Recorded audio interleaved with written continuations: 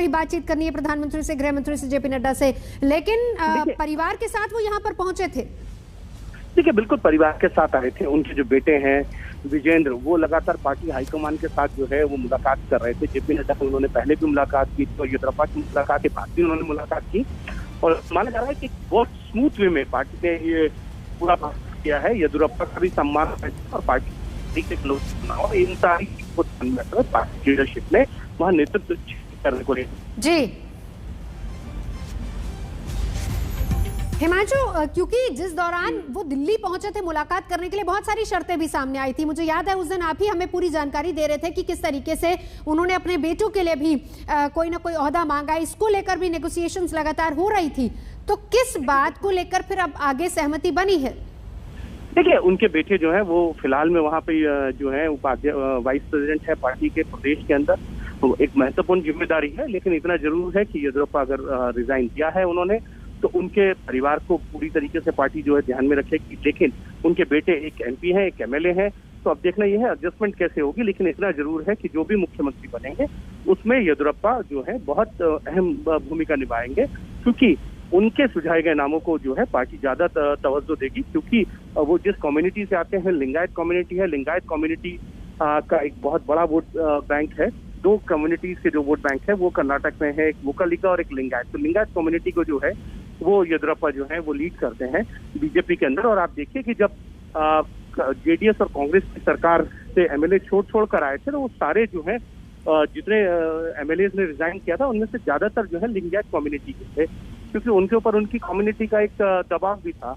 और दूसरी तरफ येदियुरप्पा एक बहुत बड़े लीडर के रूप में उभरे थे लिंगायत कम्युनिटी के, और इसीलिए येदियुरप्पा की जो है इसके अंदर ये कह सकते हैं कि एक बड़ी भूमिका होगी कि कौन मुख्यमंत्री बने। लेकिन 3 नाम अभी जो है वो चल रहे हैं। मैंने आपको बताया प्रहलाद जोशी हैं, मुकेश निरानी हैं, और साथ ही साथ जो है एक नाम जो है वो आर एस बोमई का है, जो बहुत लिंगायत कम्युनिटी से आते हैं। और इसीलिए ये कहा जा सकता है कि 2 साल का उनका टर्म पूरा कराया गया। जब वो पिछले हफ्ते आए थे तो उन्होंने ये कहा था कि उनके 2 साल का कार्यकाल जो है वो पूरा हो जाए, और आज उन्होंने अपना रिजाइन जो है वो दे दिया है।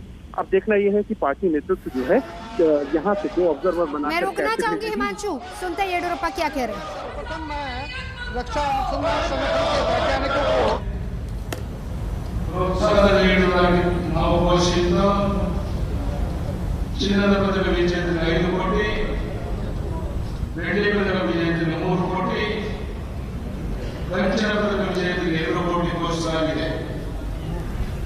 ಇದೇ ಮಾದರಿಯಲ್ಲಿ ವಿಶೇಷ ಪ್ರಕರಣಗಳಿಂದ ಪದಕ ಗೆಲ್ಲುವ ಇತರ ರಾಜ್ಯದ ಕ್ರೀಡಾಪಟುಗಳಿಗೂ ಸಾಂಕೇತಿಕವಾಗಿ ಚಿನ್ನದ ಪದಕ 15 ಲಕ್ಷ, ಬೆಳ್ಳಿ ಪದಕ 10 ಲಕ್ಷ, ಕಂಚು ಪದಕ 5 ಲಕ್ಷ ಕರ್ನಾಟಕದ ಕೊಡುಗೆಯಾಗಿ ಪ್ರಕಟಿಸುವುದು ಉತ್ತಮ ನಡೆಯಾಗಿರುತ್ತೆ। ಈ ಸಂದರ್ಭದಲ್ಲಿ ಈ ಘೋಷಣೆಯನ್ನ ನಾನು ಮಾಡ್ತಾ ಇದ್ದೇನೆ ಬಂಧುಗಳೇ। ಇವತ್ತು ಬಹಳ ಆತುರತೆಯಿಂದ ರಾಜ್ಯದ ಜನ, ದೇಶದ ಜನ ನೋಡ್ತಾ ಇರುವಂತಹ ಒಂದು ಸಂದರ್ಭ। ಬಹುಶಃ ಶಿಕಾರಿಪುರ ತಾಲೂಕಿನಲ್ಲಿ ಆ ಭಾಗದಲ್ಲಿ ನಮ್ಮನ್ನು ಮಾತನಾಡಿಸಕ್ಕೆ 50-100 ಜನ ಸಿಗದೇ ಇದ್ದ ಕಾಲದಲ್ಲಿ ಬಸವನ ಬಾಗೇವಾಡಿಯಿಂದ,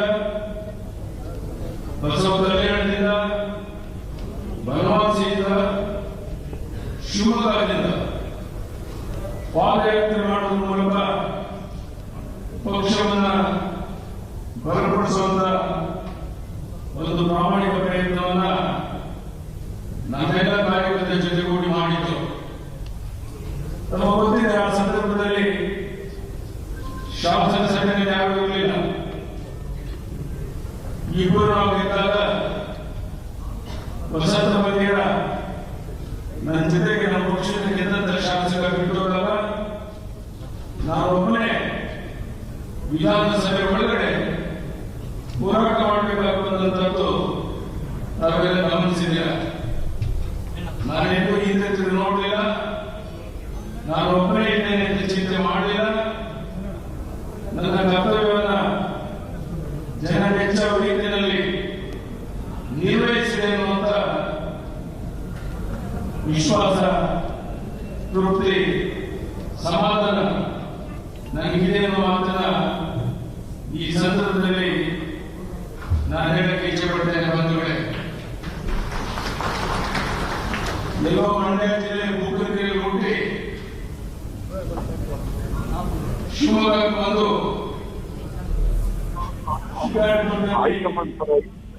ಮುಂದೆ ಯಾರು ನಾಯಕ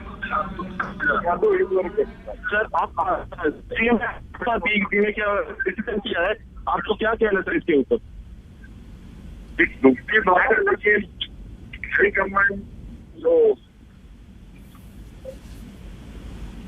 डिसीजन अपने मुख्यमंत्री ने पालन कर रहा है, उसका पालन के साथ हम लोग हाईकमान जो डिसीजन लेगा आप इसके येडियुरप्पा का चेहरा देख के ट्रस्ट करके बीजेपी आए, आप क्या रणनीति? येडियुरप्पा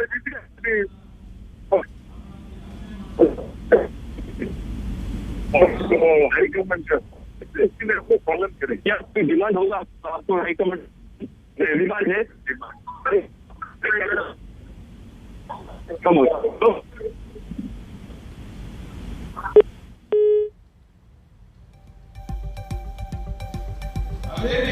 तो मुख्यमंत्री के पद से इस्तीफा, बीएस येडियुरप्पा का कर्नाटक के मुख्यमंत्री पद से इस्तीफा। हिमांशु मिश्रा इस वक्त मेरे साथ जुड़ चुके हैं। हिमांशु, हालांकि देखिए आज 2 साल, येडियुरप्पा ने कल ही इस बात का जिक्र किया था कि 2 साल का जश्न हम मनाएंगे। अब आज इस्तीफा हो चुका है, लेकिन अभी भी 3 साल का कार्यकाल बाकी है। बट ऐसे में सवाल अब सबसे बड़ा है कि चुनावों का उतना प्रेशर नहीं है, लेकिन फिर भी किन किन चीजों को ध्यान में रखकर मुख्यमंत्री के नाम पर, अगले मुख्यमंत्री के नाम पर मोहर लगाई जाएगी?